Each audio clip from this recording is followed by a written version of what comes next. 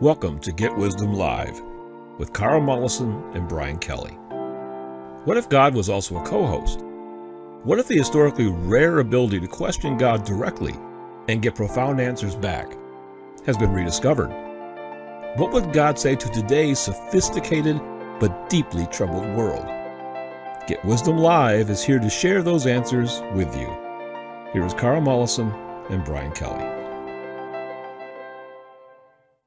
Welcome to another episode of Get Wisdom Live. I'm Brian Kelly, along with Get Wisdom founder and director, Carl Mollison. This week's show, Creator reveals the true stories of ancient alien relics. I think this is a very, very important show we got coming up. They're all important, but this one was particularly eye-opening for me personally, Carl.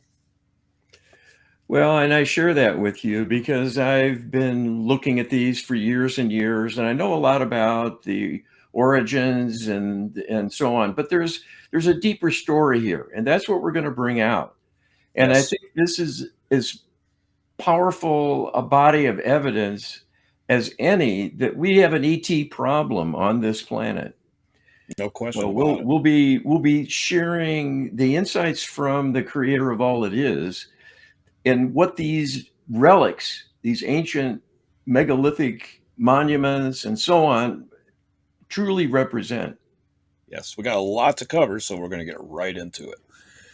U.S. Creator, one of the most popular, well-known, and utterly mysterious sites in the world is Stonehenge in the United Kingdom. Can Creator tell us approximately when it was built, what was its intended purpose, and who built and used it? Was it built by extraterrestrials, ET human hybrids, or human slave labor? Why was it eventually abandoned? All right, and this is Creator's answer that I channeled. This was built after the Great Flood, but still thousands of years ago. It is more ancient than thought and was built under the direction and with the assistance of the Anunnaki human hybrids, who were the governing influence in those days, serving their forebears, the full blood Anunnaki, who to this day are controlling the earth as part of an extraterrestrial alliance representing several civilizations of extraterrestrial beings, all who have an interest in controlling the earth for their own personal agendas and benefit. This was an exercise in control and manipulation of the indigenous people of that era. It was done to impress them and persuade them of the superiority of the extraterrestrial controllers and their representatives, being the Nephilim, serving as coordinators and rulers of the day. This edifice was constructed with the assistance of extraterrestrial technology, not slave labor per se, although there were, in effect, many humans conscripted as slaves via mind control to assist the preparations and execution in various ways as unwitting collaborators in a deception. What gave this monument its appeal was the astronomical accuracy with which it predicts the movement of the heavens, the winter and summer solstice, and so on. For the people of that era, this was truly amazing because the heavens were a total mystery and they were taken in by the story that the heavens themselves and everything else was under the control of the Anunnaki, and that this great monument would be built to prove it to them because everything was orderly and precise and reproducible. So they could use this monument both to celebrate, honor, and validate the gods who were doing their usual oversight and planning for the heavens and the earth. This, of course, was a massive deception, given that the heavens are not under the control of the Anunnaki. They are only possessed of knowledge of the cosmos and the paths of celestial bodies in their various orbits. So the people of that era were easily duped into believing they were dealing with rulers who were truly gods. But as always happens with the extraterrestrials, their heartless nature and savagery will out. And the people eventually fled to save themselves from lives of misery under direct manipulation. as they were subjected to many perverse rituals in conjunction with this monument as well, including ritual sacrifice. This is a most unhappy story, but reflects the fact that those with the greatest power in your galaxy are the most corrupt and perverse, being devoid of spirituality in any form, and thus loveless and heartless savages, totally self serving, as with all humanoids who are psychopaths functionally, meaning devoid of a conscience and awareness and interest in helping others in any way, unless it is for a selfish purpose. That makes such beings poor rulers as well as poor neighbors because they can only be counted on to be a threat to all others in their reach. I can honestly say I did not anticipate this answer from Creator, and was certainly hopeful that we would get something very, very insightful. And boy, we got the mother load on this one, I think, Carl. This was amazing. Well, we got whopped upside the head with a two by four, to use the vernacular. This is pretty dark. It doesn't Yeah, get oh, much yeah. darker than this, but this is the reality we bump into all the time whenever we go to the topic of ETs, because this is what is truly going on. We're being taken in all the time by them. We're being manipulated from behind the scenes, not out in the open as happened in those ancient eras, but it's no different. Yep. We're being pushed around and mind controlled and made to do things against our own nature, and it degrades us. So Yep. more to come here. Let's keep More to going. come. We're just getting Sorry, started. but this will open up the veil to the truth about these things that are all on record. You can go and Google these sites and see Yeah. all the photos of the very strange and amazing evidence of advanced technological means in Many of these construction. sites are huge tourist attractions. So, Yes. yeah, absolutely. All right. U.S. Creator. In North America, especially in the Northeast United States, there are numerous mysterious underground chambers built with stacked stone, no mortar was used, that science and academia routinely dismiss as root cellars built by colonial Americans or Native Americans. Some of these have root stones weighing as much as 9 tons. Furthermore, there is no evidence of doors or door hardware, so these chambers appear to have always been open to the elements. What these chambers have in common is their orientation to the sun and stars. Every winter solstice, the sun lights up these chambers. This kind of thing has been noted in similar ruins the world over. Who built these and why? All right. And Creator tells us the reason for existence of all of these archaeological relics in having astrological significance and connections is a purposeful manipulation of indigenous peoples to make an impression on them. They presented themselves, the Anunnaki, as rulers of heaven and earth, purporting to be in control of everything and thus all powerful and deserving to be worshiped. One of their tactics, in addition to mind control manipulation of the human beings they visited and enslaved, was to create such structures that would have a useful and reliable function in tracking movements of the sun, in particular, and in some cases, prominent stars as well, depending on the level of sophistication of the people they were dealing with. This indeed was effective in convincing people that these were not only godlike beings in appearance, being impressive in their massive size, their great intellect, and their technological trappings, not to mention flight and mysterious craft, putting in place what is now a ruin that had the ability to predict where the sun would be at various times of the year and so on, was an ever present reminder that the gods were watching, being in control of everything, and would know their misdeeds, and served as a looming threat because the people were not treated with respect and a loving touch by this more advanced technological civilization, but rather needless savagery, domination, and subjugation for the amusement of the interlopers because they themselves had been corrupted by fallen angelic spirits to darken them and ensure a disconnection from the divine in any tangible form. Having these extraterrestrials moving about on the earth, interacting with indigenous people the world over, greatly advanced the march of evil as an influence on human culture that persists to the present day.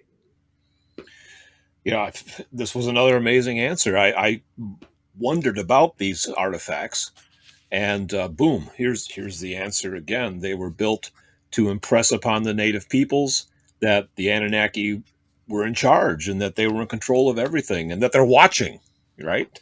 Don't do anything Yes. bad because we got your eyes on you. And of course, the indigenous people were believers. They were impressed, and frankly, I can see why. Because if I was back in that time period, I can't see how I wouldn't be impressed as well. Well, this is an old story, and that is the lesson we're going to take away from this, I think, that here is evidence going back many thousands of years of Big Brother arriving on the earth and then subjugating everyone, manipulating them, suppressing them, and even wiping them out.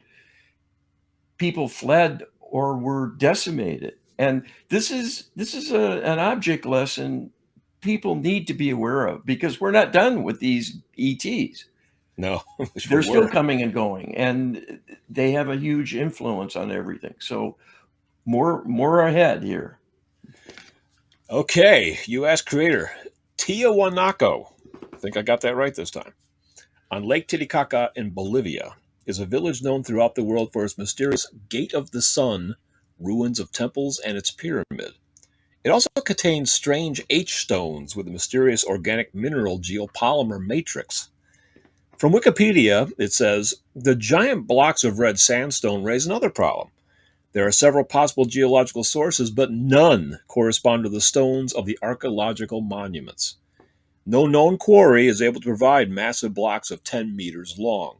In addition, the local stone is friable and small in size. Scientists have discovered under the electron microscope that the red sandstone of Pumapunku cannot come from the region because it contains elements such as sodium carbonate not found in local geology. Can Creator tell us approximately when Tiahuanaco was built, what was its purpose, and who built and used it, and why it was eventually abandoned? All right. And Creator says this was truly ancient, although post flood era construction, and was done by the extraterrestrials themselves to provide a kind of headquarters for their representatives in the region. Its remoteness figured in the logistics of being a haven under control of the extraterrestrials alone, but a place where they could bring human representatives to impress them as a demonstration of their advanced capabilities, truly being ultra modern and thus otherworldly compared to human dwellings of that era. This was a time nearing the end of the era when the Anunnaki were appearing out in the open to interact with human beings, and thus the site was abandoned by them when it no longer was needed in serving them. There was much damage done and material removed to mask the true nature and magnitude of these ruins, in keeping with the secretive agenda of the extraterrestrials. Their agenda is a totally self serving one. They desire to do nothing to help humanity, but only exploit it, and will often go out of their way to impede human progress and well being because of their perversity in enjoying human suffering, because it glorifies their own self importance, as relishing power is one of the few pleasures they can indulge in due to their abnormal psychological makeup from millions of years of corruption by evil intentioned dark spirits. Being atheists, they have lost the ability to love, which comes from the Almighty. That dark influence is both profound and tragic and needs to be seen as an example of what can happen to any civilization in giving up a link to God. We know Creator gives us a incredibly important clue about the timing of this construction. He says it was near the time when the Anunnaki went behind the scenes, and we'd learned in previous questions asked, even a few years ago, we asked these questions about when that was, and the answer we got is around the time of Alexander the Great. So apparently, this construction in Tiahuanaco, it was contemporary with a lot of Greek architecture that we're familiar with, and that they may have been operating simultaneously. You know, the whole era of the Greek Zeus and Apollo and all that might have been in around the same time period that this thing was operative, Carl. Well, the world is a big place, and many differing regions and cultural groups and ethnic diversity that has arisen, and they all have their story. They have their individual histories, and much less a collective one, because the world wasn't more unified as it is today by virtue of means of travel and electronic media. So communication across borders and oceans that serve as borders is easily done. And so there is a melting pot that's been going on. But this again is a depiction of events that tell a story. And there are a whole series of these. We're doing a number of them in kind of rapid fire fashion in this program. We could do a show on each one of these, Oh yeah, but we're doing it as a collection because these are powerful demonstrations of important principles, and that's the thrust of our presentation here.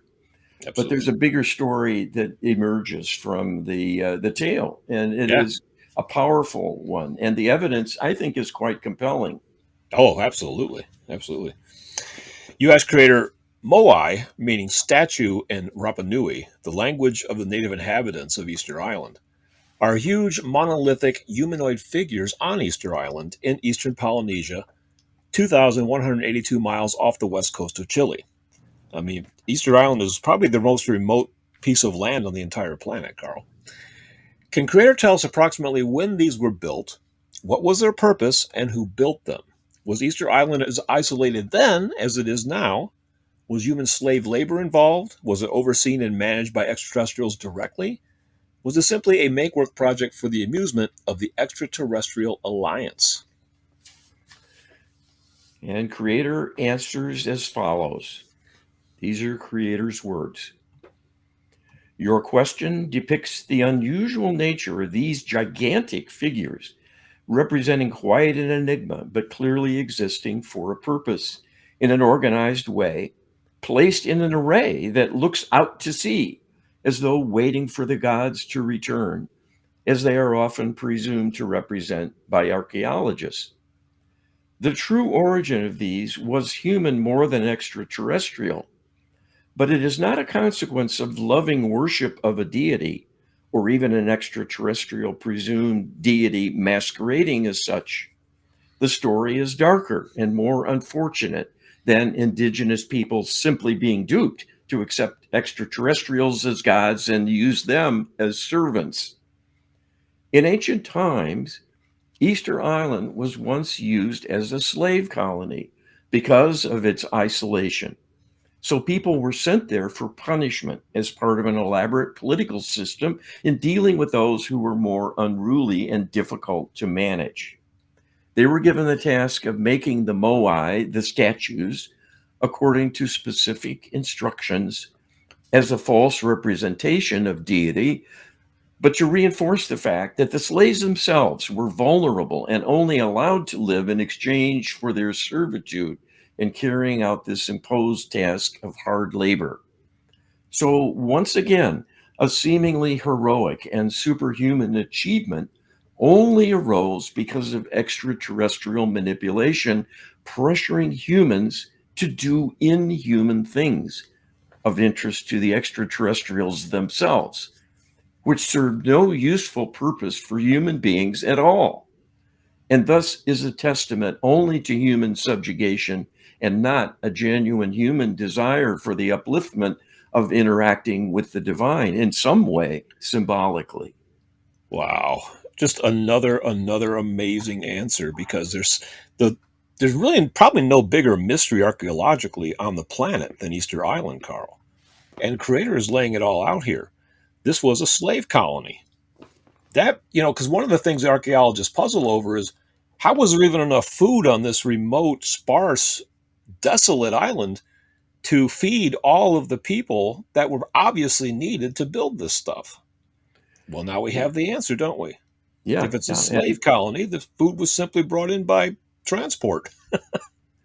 Well, in knowing the ETs and their mindset, it was probably heavily inhabited. It was Yes. probably packed with Yeah. inmates, and with a fair degree of attrition through executions on a whim and for entertainment of the overseers and guards, as they do, and used as food as well. Yes. So you talk Right. about food supply. Well, humans were probably part of it, for the ETs at least, who Yeah. were manning the place, so to And if, speak. and if it wasn't the ETs, it was their offspring, the Nephilim, human ET hybrids.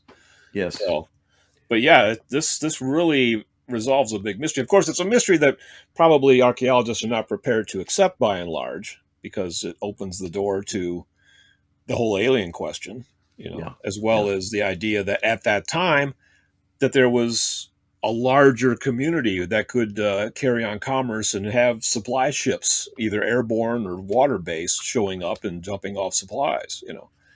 Our modern archaeologists are not prepared for that, but nevertheless, it's pretty obvious what was going on now with this answer. And Well, that's by the great. way, the word Nephilim, Nephilim, is mentioned in the Bible. It's in It Genesis. is. Yes, it Yes. is. That's where it come And it's from. been translated in various ways.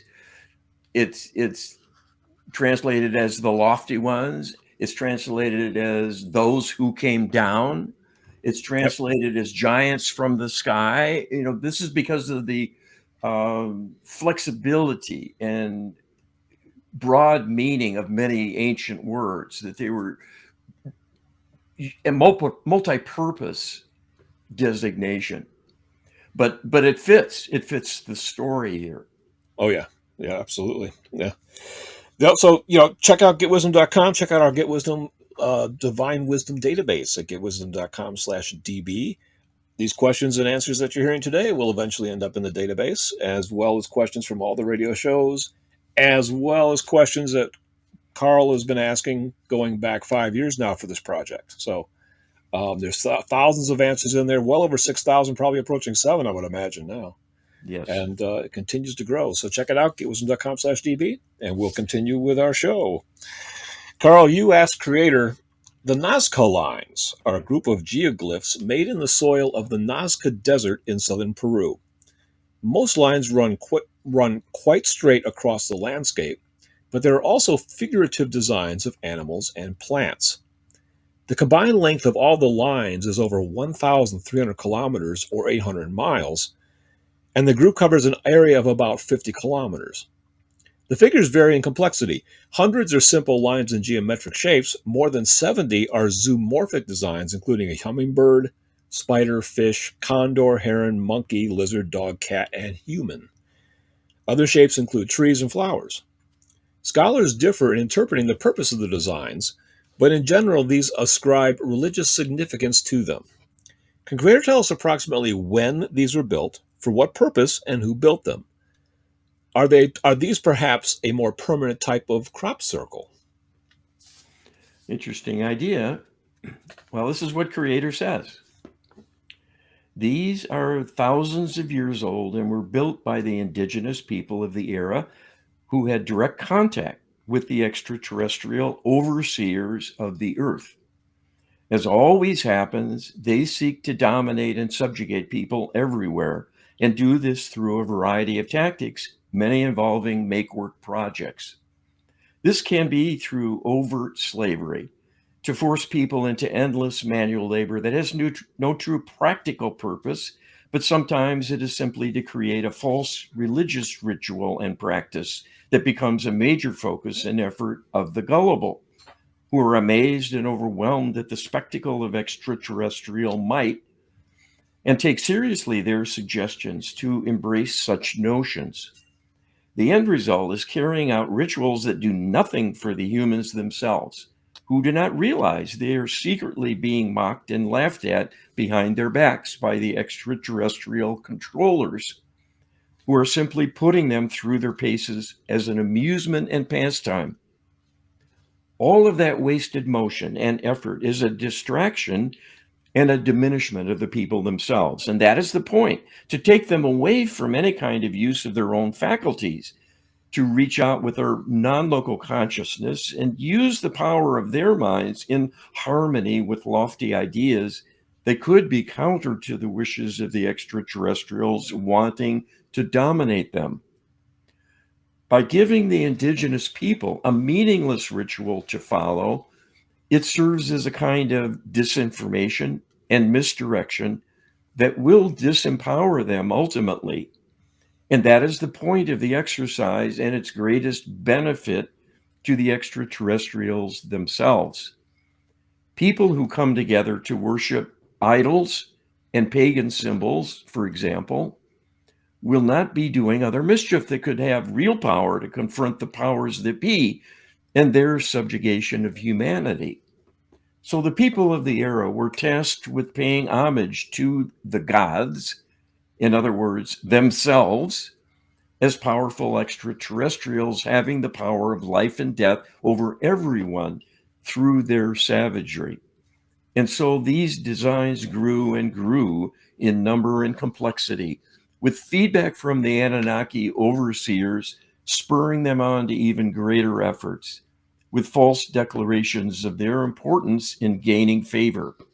So, indeed, it does have religious significance that these were created, but not in service to the Creator, but to the false gods of interloping extraterrestrial beings who fostered the idea as a kind of inside joke. Oh boy. And the indigenous people, of course, had worries about crops, food supply, weather, that kind of thing at that time as we do today. And I'm sure that these extraterrestrial overseers were saying, well, if you build another glyph, you'll have a good harvest, right? And of course, they could control the weather back then as much as they can do that now. So they could actually, show that, well, you didn't finish this glyph and now you got a drought. Um, wow, this is such a dark design. My head is still spinning from all this. Well, it's important to appreciate. We're not doing this just because it's ugly and forbidding and foreboding. This is a wake-up call, because the thread we're building here asks another question. Where did all the people go who were party to this? The humans Yeah, who were influenced by this ET presence. What became of them? They're not around. They're gone. And there's reasons why. And we're going to learn as we go why yeah, that is. They never benefited.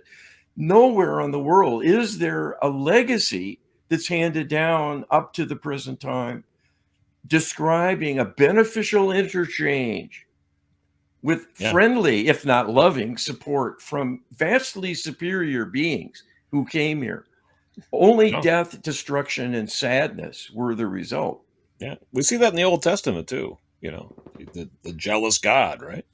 So it's a common theme throughout the world. And we're going to get that answer you were posing, the question you were posing here right now. I think you asked creator. A listener asks, Chichen Itza, located in the Yucatan Peninsula in southern Mexico, and Machu Picchu in southern Peru, are believed to have been built by Mayan and Incan societies within the last 500 years. Were these stone structures created by these lost tribes, or were they constructed by the Anunnaki rulers and then abandoned for unknown reasons and inhabited by the tribes? If built solely by the tribes, how were the intricate structures designed and created? What has happened to these tribes since leaving these locations? All right. And Creator tells us these edifices were indeed inspired by extraterrestrials. And that is the reason for the seeming advanced state of their civilization and the sophistication of their monuments. The most complex maneuvers were done via extraterrestrial technology.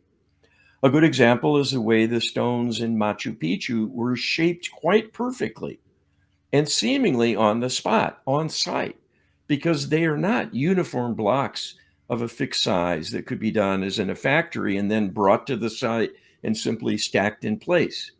There is row after row of curved stones that somehow magically fit together.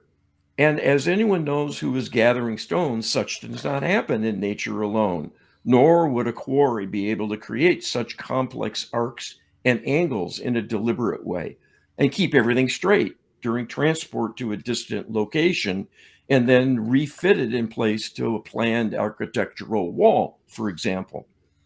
The whole enterprise defies reason and logic, even from modern technological perspectives. But much slavery went into the whole that was a deliberate exploitation to cause suffering that was not really needed, but simply desired to be inflicted by the extraterrestrials, in making it a monument to human misery as opposed to an edifice and citadel of a lofty deity capable of beneficence. Both sites involved a kind of partnership, but it was enforced and done through manipulation. So that is not the best arrangement because it cost them dearly and ended up with their decision to withdraw from the earth entirely, the humans. So their civilization fell through their own choosing, although it was in alignment with the desires of the interlopers to make life difficult. And they have been doing this relentlessly across the board in every corner of the earth to push people to extremes and do everything they can to burden them and limit their improvement and growth while substituting degradation and destruction. This was an example of people who decided to stop incarnating. So they chose to remain within the light rather than take on the growing burden of negative karma from having multiple generations being oppressed and seeing their karma undermined again and again and again. There are few who are willing to come into the earth plane for this reason. It is truly a battlefield, and all are walking wounded. It is the greatest of challenges one can have anywhere in the universe.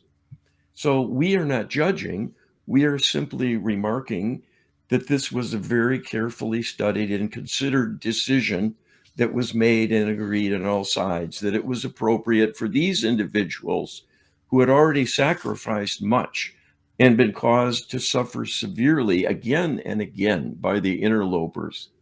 So, in that respect, it was simply a prudent decision to escape a failed existence. Incredible. Absolutely incredible. I mean, there's like three answers within this one answer that just unlocks mystery upon mystery upon mystery. What happened to the Mayans? It's one of the biggest puzzles that archaeologists, think about. And yet here's the answer. They simply decided not to come back, and their civilization probably depopulated and gradually died out as a result. Um, just absolutely fascinating. And then the whole Yucatan Peninsula, which is quite large, probably like the size of the state of Texas or something. It's big. That whole region has, even to this very day, undiscovered monuments, relics, pyramids, temples, all buried, all covered up by the jungle.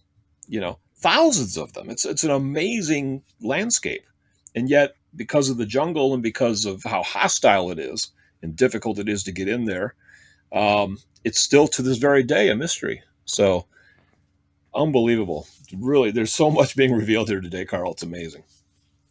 Well, this was a dead end, Yeah, despite a flourishing society of human beings. And there's an object lesson there yet again. absolutely. U.S. creator, the Ancient Aliens TV show has detailed many megalithic ruins and promoting the thesis that extraterrestrials have visited Earth and left their mark. This would seem to be a very narrow focus, given the abundant evidence the ETs are still here and perhaps have never left. If so, doesn't the fact the extraterrestrials have never come forward to help us show they are not benevolent? What is Creator's perspective? All right, these are creator's words. This question truly hits the nail on the head. People falsely believe that the extraterrestrials are recent arrivals to our planet and are likely still trying to figure us out and sort out the options in terms of making contact directly with humanity. Given the wide geopolitical and cultural diversity and the many signs of disorder, corruption, and negativity, with such things as well entrenched armies and actual warfare ongoing chronically, at least somewhere on the planet at all times, it is assumed this would give any extraterrestrial visitors pause to reflect and study things before making an appearance and perhaps being forced to choose sides and so on. What you are perceiving intuitively here in this discussion and bringing forth through your personal awareness of this being a weak argument based on ignorance is that interaction with the earth by extraterrestrials did not start in 1947 with the Roswell crash of a flying saucer, followed by some tentative interactions with the US government and military and so on, continuing in a kind of secret partnership until plans could be put in place to safely make humanity as a whole aware of this shocking revelation and development with many implications, particularly as a potential threat to established prejudices and institutions like religion that might have to be greatly reworked or even abandoned. We can tell you that such suppositions reflect deep subconscious programming intended to prepare society to accept an extraterrestrial appearance that will indeed attempt to deflate ideas of religion as being simply folklore and wishful thinking with no substance. Because this is not only wrong, it would mean dooming humanity by leaving you powerless without divine support. It is in keeping with the idea you are building a strong case for that extraterrestrials have been present all through human history. And in all that time, you have made but small progress in living in divine alignment. The idea of individual liberty and sovereignty under a just and fair representative democracy is a modern era contribution with great divine support behind it, meant to catapult you forward and help to protect you from the interlopers through a strengthening that would eventually allow you to break out from their grip and gain true freedom. This litany of painful times and relics of past eras where people were misled again and again and forced into servitude by the extraterrestrials is indeed proof of bad intentions and not good. They could have done much more to help you in countless ways, if nothing else, to live in comfort and to better maintain human health. But this has not happened because it is not the extraterrestrial agenda to help you, only to plunder and subjugate and potentially destroy you. And that is what things have led to in the modern era now. You have become too great in numbers and still too unpredictable and unruly. Heretofore, they have used your desire for independence, which is rooted in your spiritual nature, as a kind of fun challenge to oppose and outwit. But they are tired of these games and wanting to be done. The whole disclosure movement, promising a great day of revelation of the extraterrestrial presence as a positive turning point in history that will make everything better and magnificent in possibilities of rapid advances, is a false promise and a deception that will only bring an ultimate disempowerment. Because if humans side with the extraterrestrials en masse, the divine becomes powerless to intercede on your behalf any longer because you will have chosen your fate by lining up with the interlopers and not with the divine. We have learned in past shows, of course, that the ETs have the ability to time travel. And so they go to the future and they look at the outcomes of what they're doing now. And if they don't like what they see, they come back and tweak it and change it around. And this whole disclosure movement is a In fact, upon their discovery about going to the future, they discover that maybe they get the outcome they want if they reveal themselves and get people to sign up for it. They don't believe in the divine, they're atheists, so they have no idea why disclosure would work for them, but they've seen already that it probably will. And so they're going to go with that on that basis, Carl. Well, this is what is being built up to with all of the UFOs that are seen here, there, and everywhere. Hundreds of thousands of people are seeing these and photographing them on their cell phones. The media are still being constrained because of mind control programming to disallow any discussion for the most part. And Yep. so that they have to kind of overcome their own suppression of the idea of ETs and the reality they exist. So it's kind Yeah, of an that's irony actually that, working in our favor. well, temporarily at least, Temporarily. Yeah. ignorance can be bliss for a short while. Oh, U.S. creator Buffalo Bill Cody wrote in his autobiography, while we were in the Sandhills scouting the Niobrara country, the Pawnee Indians brought into camp some very large bones, one of them which the surgeon of the expedition pronounced to be the thigh bone of a human being. The Indians said the bones were those of a race of people long ago who had lived in that country. They said these people were 3 times the size of a man of the present day, that they were so swift and strong they could run by the side of a buffalo and, taking the animal in one arm, could tear off a leg and eat it as they ran. These giants, said the Indians, denied the existence of a great spirit. When they heard the thunder and saw the lightning, they laughed and declared that they were greater than either. Is this solid testimonial evidence that the Anunnaki indeed are atheists, just as Creator has told us many, many times? Could these giants really run with the buffalo as depicted? What more can Creator tell us?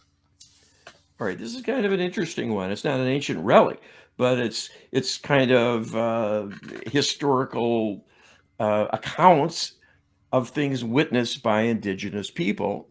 So this is one of the more contemporary possible links that can still be handed down because it happened recently enough that it was recalled during an era where people were writing things and spreading the information. So this is what Creator tells us about this historical witnessing.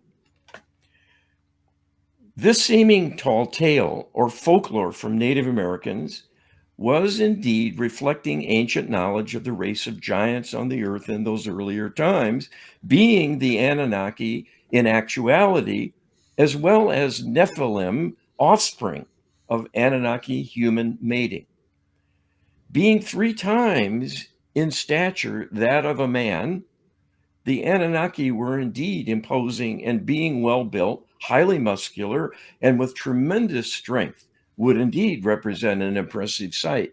Depicted in that way as being able to run with and even capture buffalo in full stride and killed with their bare hands. What is true about this is the physical description and prowess of the Anunnaki in an era prior to their retirement to be behind the scenes, to work covertly and not risk being in the open where they are all outnumbered. The second thing that is true about this account is the wonderment of the Native Americans that these seemingly godlike beings denied the existence of a great spirit, essentially how they perceived God. That is in perfect alignment with reality because the Anunnaki indeed are all atheists and have been for billions of years now. They would never come to another world of primitive earthlings, for example, and in any way be persuaded there was a loving God in the heavens.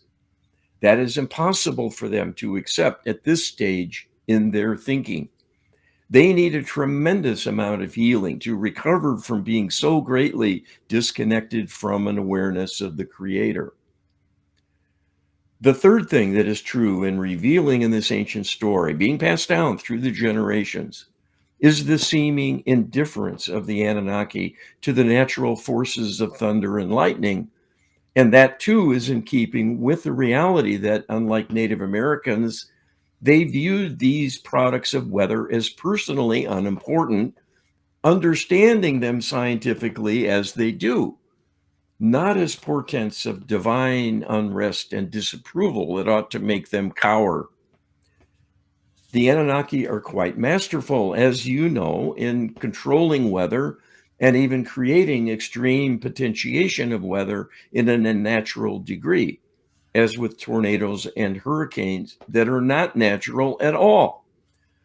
Such beings will not be troubled by a thunderstorm. They use lightning as a weapon purposefully via their advanced technology and know how to avoid the random natural lightning strikes that are truly weather related. So, this is indeed a cultural signpost and a link to the past, as well as validating the current dilemma that the ETs are here and have never gone home. Well, this is the first time I've seen a direct historical linkage to the idea that the Anunnaki are atheists. It's pretty dramatic, actually, and very, very compelling. And on top of that, it puts a spotlight on their haughtiness and their arrogance. You know, that they literally laughed at the idea that they would be frightened by lightning and thunder. Well, And we see the human equivalent of that. There's yeah, few people more self-righteous and smug about it than atheists yeah, who feel, so superior to the humdrum, old-fashioned, ultra-conservative in their perspective religious folk who have this silly idea in their head that there's a God up there somewhere and they don't see it.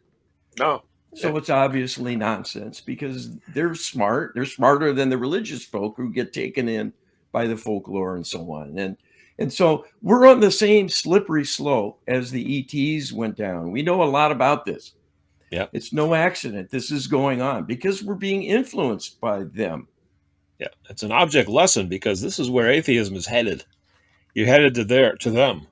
You say, "Wow, look at all the great technology they have," and the Anunnaki in particular lived for 1,000,000 years. That sounds wonderful. Well, that might be the only thing that sounds wonderful about being in that civilization. U.S. creator in southern Illinois, across the Mississippi River from St. Louis, Missouri, are many enigmatic megalithic earthworks in Cahokia, Illinois. According to the website cahokiamounds.org, Cahokia was once one of the greatest cities in the entire world, once boasting a population larger than the city of London in AD 1250. News to me, Carl. The site contains the enigmatic Monk's Mound earthwork, which is a mammoth earth platform 10 stories high. If this was built with slave labor carrying baskets of material, it would have taken decades or even hundreds of years to complete. These mounds often contain, or had nearby, burials of giant skeletons. Were these giants the sole inhabitants, or were they the rulers? Were these Nephilim, Anunnaki human hybrids, who, while ostensibly higher on the importance totem pole, nevertheless were never fully allowed to join Anunnaki society, and so were relegated to live relatively low tech lives in the same geographical region as humans, and having to live off the land and by their wits as humans did throughout history? Well, that's a lengthy question, but let's see what Creator can tell us about it. Your question is a good one in recognizing the importance of these cultural artifacts and their strangeness and the possible relationship to the Anunnaki, given the larger than human bones that are otherwise human in makeup. These indeed represent beings of true Anunnaki, as well as the Nephilim hybrid beings produced by mating of Anunnaki with human females. Particularly in early generations, large stature was the norm, and even the Anunnaki hybrids towering over the indigenous people of that era. Here again is a sad saga of domination and subjugation of human beings living in those times who were commandeered to serve the Anunnaki and their hybrids as reigning deities, but truly interlopers with no right to intrude. They enslaved the humans and subjected them to much barbarity. This led to a rebellion that was done out of sheer desperation, but without a realistic chance of successfully displacing the unwanted rulers. As punishment, the extraterrestrials committed an act of genocide, and decimated this human colony. And what you see there is the remnant of their handiwork. They did it in stages to make the survivors bury their dead, while knowing eventually they would get their turn. This is a perfect mirroring of the depravity of the Nazi death camps, doing the same to political prisoners, Jews, and others out of favor with the Nazis. The inmates themselves did much of the dirty work, dealing with corpses and so on. So far from being a relic of a peaceful time of happy coexistence with benevolent extraterrestrials, visiting the planet and sharing good times with the humans of the era, it is the exact opposite to the most extreme degree one could imagine in terms of their ending up not only subjugated, but decimated by the interlopers. This is devastating news. I mean, both you and I live in Illinois, Carl, and to think that we have something that's probably even bigger than Auschwitz, just about a 4-hour drive from us, is really, really eye opening and grim. Yeah, I had never heard of this until you sent me this question about it. My wife has heard of it, but of course, no one really knows the story. So Right. it's just a kind of a cultural oddity. And that's how all these things are viewed. They're just kind of puzzling. What happened here? This is weird. Maybe there were ancient astronauts, as people have supposed. And we've got the books of Eric von Daniken, ancient astronaut, uh, connecting of the dotted lines with these sort of relics and remnants of references in ancient historical documents and so on to these kind of beings. And even the Bible mentions the giants, and uses the word Nephilim. It uses the word Anakim, which is what was termed the Anunnaki in those ancient times that were in the biblical region in that Genesis. So this story goes way back, but the connecting thread is that the ET encounter is a setback and a menace to human survival, and it continues to this very day to Yep. be the case. These are savage predators that are ruling the galaxy and have destroyed many other worlds and subjugated many other civilizations around the galaxy. We were brought to solve the problem of evil by dealing with the ETs first and foremost, to get their knee off our neck Yep. so we can continue healing and dealing with the dark spirits who set all this in motion. Most Americans and most people in the world, for that matter, are not aware that there's these mysterious mounds all over, especially eastern United States. And they're built by the mound builders. That's the term they use. And of course, the mound builders, according to the archaeologists, are just ordinary Native Americans. But thousands of these mounds no longer exist. They were excavated and ultimately destroyed, um, intentionally, sometimes by private citizens, but mostly by government-sponsored archaeologists, universities, that kind of thing. Yeah. And there's just untold stories of giant bones being pulled out of some of these mounds, and they always disappear on us. They always go away. Yeah. Well, this So, is this is a manipulation to clean up the historical evidence to keep this a secret. yep. Yeah, you sent me that photo from the New York Times in 1887, I believe, Hmm. displaying a giant coffin containing the skeleton of a human giant, human quote unquote. And it was well over 12 feet tall. Yes. And these skeletons have unusual features. There's a double row of teeth, there's 6 fingers, 6 toes. There are many specimens like this that have been unearthed over generations.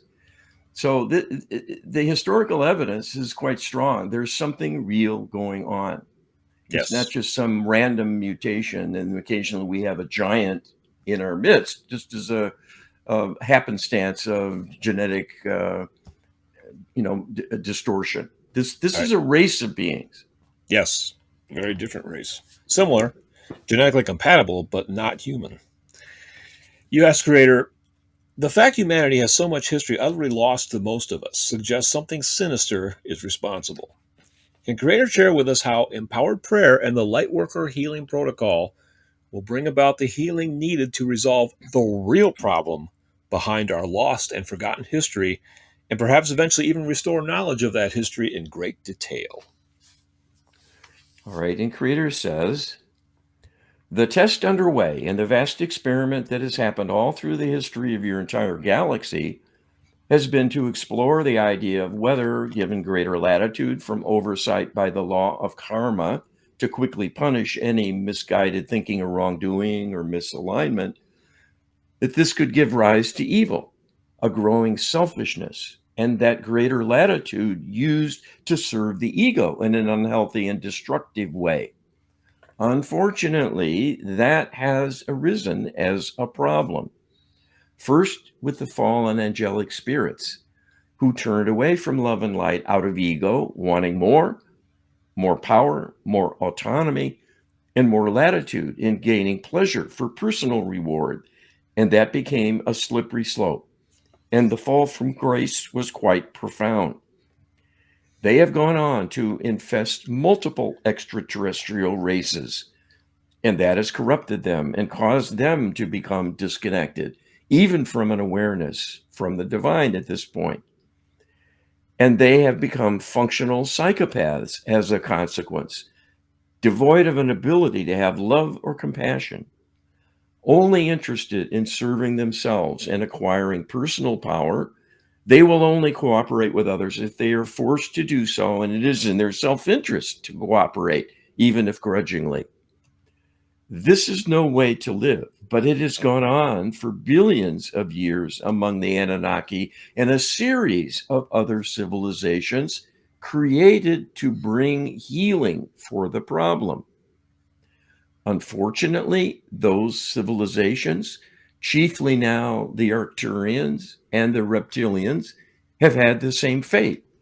They lost their spirituality through corruption by the dark angelic beings.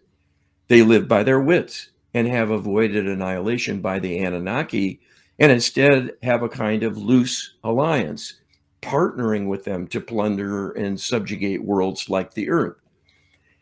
Humans were created in a better configuration to grapple with this source of evil, but with the same goal of empowering them to solve the problem of evil and bringing divine healing forth. For the experiment to be a success, even with the rise of evil, there needs to be a solution arising from the physical plane where humanity and the problems exist, and not an arbitrary divine shortcut. That would leave the question unresolved of whether it is safe to widen the experiment to include more of the universe. Through your channel, we have brought forth greater insight about empowering prayer to be much more effective and certain, and given recommended prayers of our own to encompass all of the basic needs and issues facing humanity. In addition, your channel has spent years now refining and strengthening the Lightworker Healing Protocol.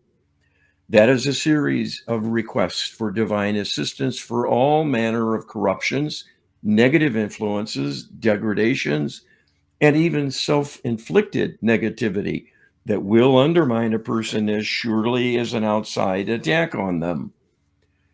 This combination of requests addresses all the levels of difficulty across all timelines and by all participants and influencers who have contributed to the problem or made efforts along the way, but perhaps failed and were wounded in the process.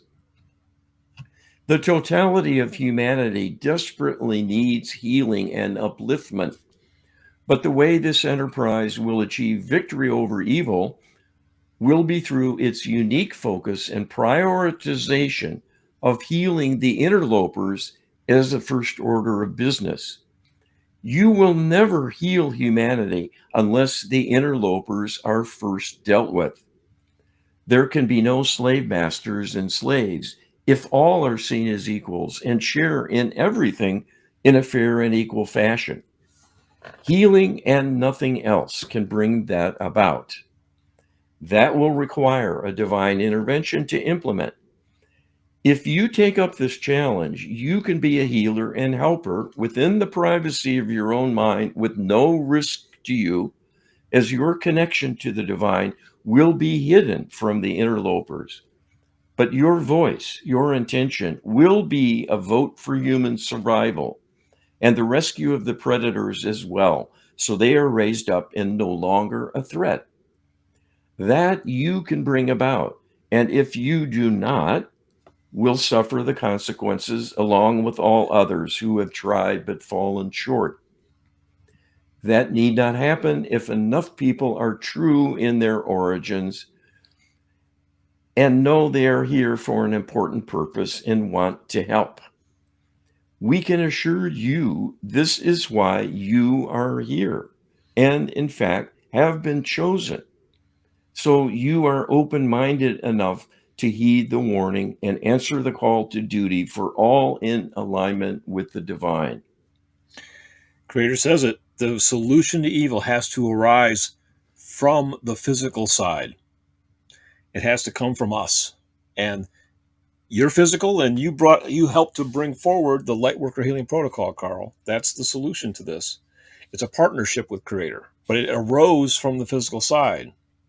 And that's so we're meeting exactly Creator's requirements, but we need more assistance. We need people to get involved. That's critical, Carl.